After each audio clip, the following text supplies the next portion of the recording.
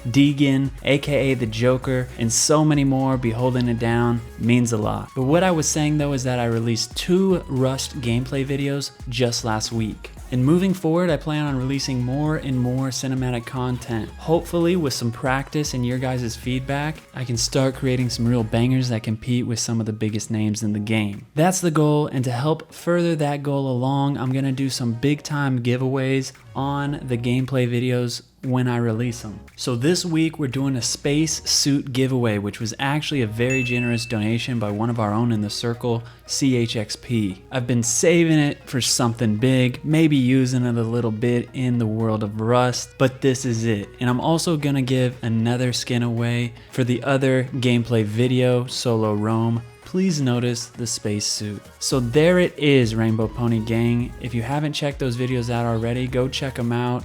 Be sure to comment on them so you can enter the giveaway for the space suit and the mystery skin. If you like it, you like it. If you don't like it, just tell me in the comments for the love of God. Don't dislike it like an emo psychopath that makes me really sad.